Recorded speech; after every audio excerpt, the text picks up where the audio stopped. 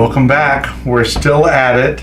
I did a little close-up of the mama goat in her pajamas in the intro, and that is what we're going to be mimicking today. In the last video, I did the center block with the mama goat in the pajamas, and I bought this background fabric. I think it was a Riley Blake about 9 months or a year ago. And I went to my local quilt shop this week, and I was really thrilled to be able to find this for the border. So this is going to be the inner body, and this is going to be the border. And I'm going to do it with the white sashing, just the same way the sample was. Now we have a pattern for that on the website as well, and you could purchase the pattern and download it. I believe almost all of those patterns, paper patterns, are self-print, or you could have it shipped to you as well. I also got a package in from Applique Elementz, Urban Elements. This is all shipped through Quilting Creations. They're the manufacturer. But I got in quite a few different things for different videos that I'm going to be doing. But this is the one that I needed. So I have the Dotz Table Runner panel, and this is the violet. And so that's going to pull in all the same colors that the baby goat had. So I have plenty of packages for later, and I'm excited about that.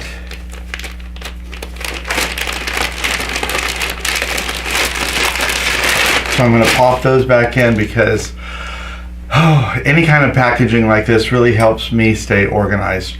Otherwise, these things start slipping out when you're carrying them, and one ends up on the floor, one ends up under a toolbox, and you can't find them when you need them. So I really like keeping things organized, and these little zip bags help with that. So someone asked in the last video what kind of iron I use here in the studio. This is a Rowenta professional iron made in Germany, and I believe my mom actually purchased this one. So I've said many times I don't keep water in my iron for many reasons. I don't care how much I spend on an iron, whether it's $19, $139, $299. I'm never going to put water in it, because inevitably with me, I'm going to knock an iron off of an ironing board. It's going to hit the floor, it's going to break a seal, and it's going to start leaking, or it's going to sputter water out during a self-clean cycle, or something along those lines. So I personally just do not put water in my iron. I always use a little spray bottle.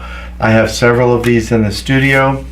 I have plain water in some, and in some of them I can see, because the water's colored, it's that press and starch. They come in different flavors. Lavender I like, clean linen, and I don't usually put any other kind of items in these spray bottles, either water or that. I can't remember what it's called. So I always just spritz fabric and then iron it, and that way it keeps my fabric clean, keeps my iron clean, and I don't have to worry about some of those other issues. So I'm going to go ahead and put the border fabric on. I'm not going to show you that because it's pretty easy, and it'll only take a minute. Basically, I'm just going to cut whatever the width I choose, probably be 5 inches. I'm going to cut 2 pieces exactly the height that this is without anything, and I'm going to cut 2 pieces that are exactly the width, both by 5 inches. So if this is 20 inches high, I'm going to cut it 5 by 20. If it's 20 1/4, I'm going to cut it 5 by 20 1/4. As long as these match the raw dimensions, they'll match the dimensions when I'm finished with the sashing.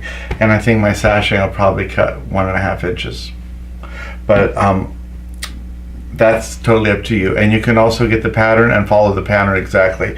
The cornerstones, whatever the width, 5 inches, they're going to be 5 inches square. So that's pretty simple. So I'm going to give this a fresh iron. Iron both my white and my border fabric, and get those pressed and cut and attached, and then I can go about my business of putting on my violet table runner strips. So I'll see you back in a few minutes.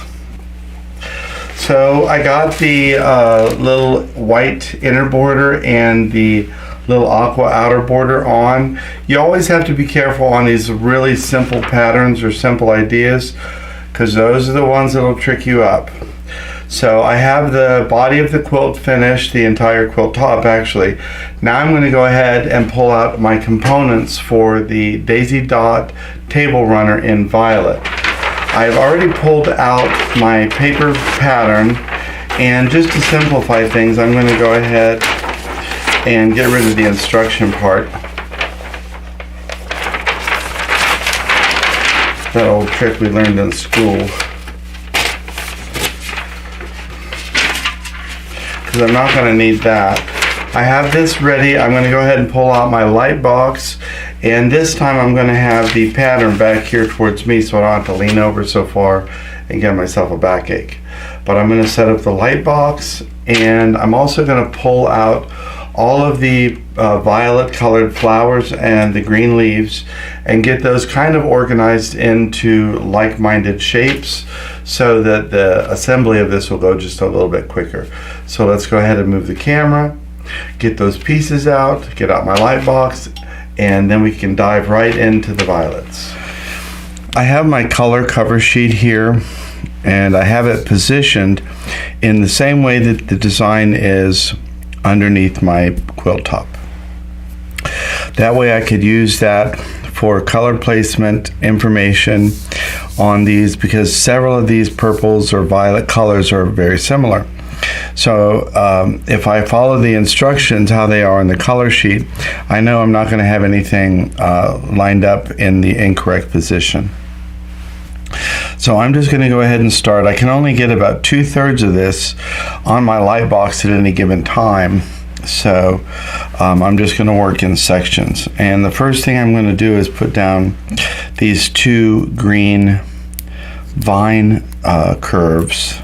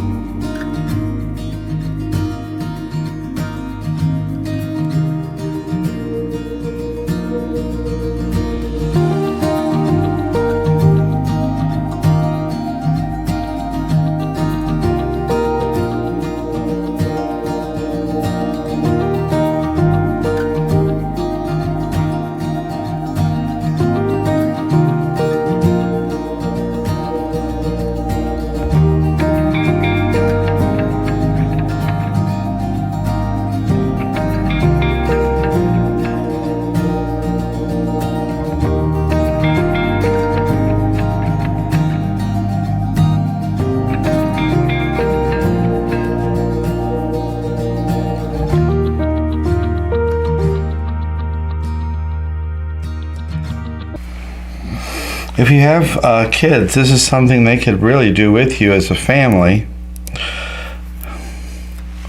If they're young, they could just use the shapes just like we do with a puzzle and help them develop eye-hand coordination, and they could put the colored pieces right on the pattern. If they're a little bit older, they could help you peel these paper backing off and do the positioning, keeping in mind that you can always reposition if you need to. As you run down to the final few pieces, it's easy to see if you've missed something, like I did with the center of this flower. And we're down to the final flower. I've turned my light box off. I really am excited about getting this quilted because I think it's a really, really lovely color with these very light aqua color. Again, here I'm switching back to my Rebel flower coloration. We did every other one.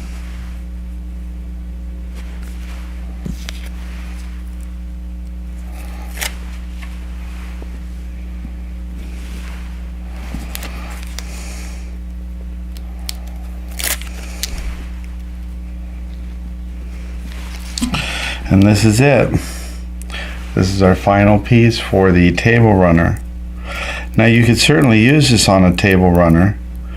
Comes in like 7 different colorations and the daisy dot.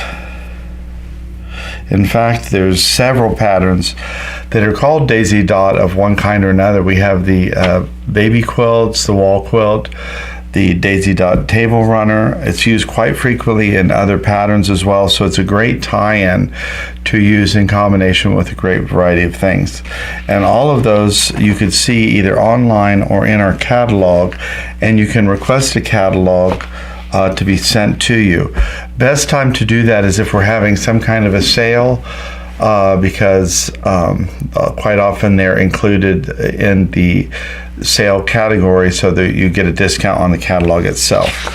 So we have all of the pieces finished. I'm going to go ahead and remove my light box, and I'll just take a quick look at this from the correct angle to make sure everything is eye pleasing, and then we'll go ahead and get to the fusing portion of this project. We've removed the paper pattern, the light box, and I pulled out my Teflon pressing sheet, which will help me fuse the pieces in place and protect everything that I'm using. As I said earlier, I'm using a Rowenta professional iron. Now, we just purchased this. Actually, my mother probably purchased it. I got it from her collection of purchased items that she wasn't using. Steam-A-Seam does require steam to activate the fusible web, so you have to make sure that you use that in one form or another. Since I'm using a dry iron, I use it in the form of a spray bottle, and I just have water in there. So I'm going to go ahead and place my preheated iron right on the Teflon pressing sheet. The pressing sheet does quite a few things simultaneously. It protects any of the loose adhesive from seeping around the edge of the applique and getting stuck on the sole plate of the iron. So I'm not going to need to clean my iron. The fact that I use a dry iron would prevent this anyway, but it also would prevent water from sputtering on the back of my quilt or on the applique pieces and staining it. Sometimes an iron has a self-cleaning function that might rear its head right in the middle of your project, so this protects the fabric as well. The Teflon pressing sheet is holding the applique shapes in place, and if I inadvertently push the iron from side to side, I'm not going to catch the edge of the applique and scrunch it up underneath the sole plate and mess up my design. It also provides a layer of protection from scorching your fabric, since it's almost like an insulated sheet that is only going to get to a certain temperature. So I use sill pats when I bake cookies. It helps prevent the bottoms of the cookies from burning. It's the same kind of function here. It protects the cookies but gives you even baking. The Teflon pressing sheet also spreads out that heat evenly, so you're not going to get really hot spots from an iron. You do have to give the time for the heat to penetrate through the Teflon pressing sheet and then through each layer of fabric and adhesives. So it may take a few extra seconds to allow that to happen naturally. We do want it to go through each layer of fabric, adhesive, fabric, adhesive, fabric, adhesive to the background. Some of these pieces are compound pieces with multiple layers, and you do need to give the heat time to penetrate through all of those layers as well as the moisture. If we fuse properly at this point, we don't have to worry about gumming on the needle. If you've ever worked with any kind of fusible and you're getting a lot of gum on the needle as you top stitch or quilt, that's an indication to you that you have not fused properly. If you have fused properly at this stage, there is no excess gum to be coming out of your project. And once I complete this entire process of fusing it from the top down, very often I will turn the entire project over when applicable, and I will fuse it again from the back. Even the step of spraying it with mist so that it can activate that fusible completely. You can't over fuse it. You're not going to evaporate the Steam-A-Seam 2 into the atmosphere. It just isn't possible. You would burn your fabric before you would overfuse. So almost in any case where somebody has either under or overfused, I can tell you that it's usually under fusing.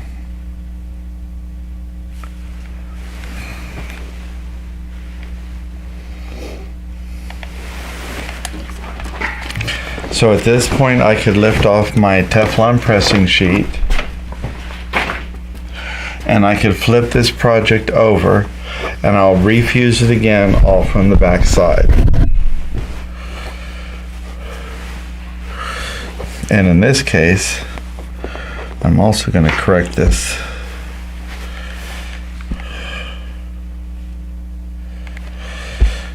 seam allowance.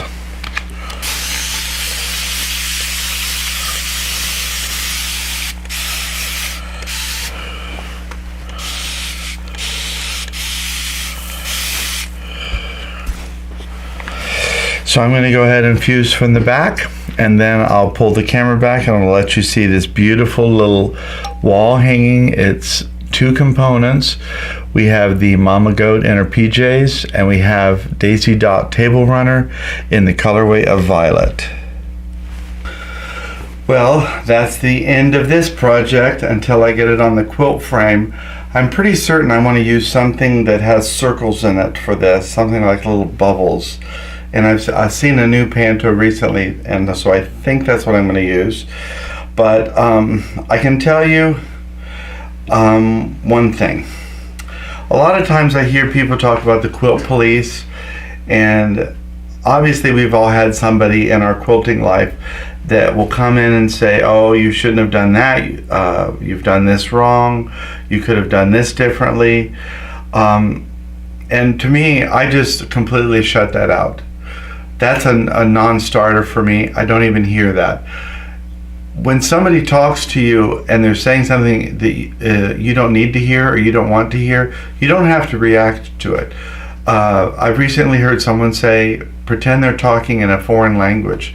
And if you don't know what they're saying, you don't have to react. My form of the quilt police is a little bit differently. For me, when a project is finished and I look at it and I'm not 100% happy, that's what I'm paying attention to. What is it that made me not be in love with the project? Was it at the pattern selection stage, the fabric selection stage, the piecing stage, the quilting stage, or the finishing stage? In this particular case, now it isn't quilted yet and it isn't finished, but when I look at this, I'm absolutely in love with the way this turned out. It has a brightness to it that's very cheerful, but it's not overpowering. So this is something, in my opinion, that I could look at all the time and it would make me happy without being too much. I really love the yellow that I did on the hummingbird garden, but it's a lot of yellow, and I think I would have to change that out frequently because a little yellow goes a long way. In this particular case, I'm 100% happy with all of the color choices, the color combination. I love the pattern with these colors. So really pretty thrilled with this one. I'm looking forward to getting it on the frame and getting it quilted. And all for a couple hours of work. I would say very pleased. So that's it for me today. I want to thank you for stopping in the studio and spending time with us. Again, this is Mama Goat in her PJs, and it's the Daisy Dot Table Runner in violet. There is also a pattern for the background piecing on this. I don't have the name of that right off the top of my head, but all of that's available on the Urban Elements website and also in their catalogs. So thanks for stopping by the studio. We look forward to seeing you here again next time. Until then, take care of yourself and take care of each other.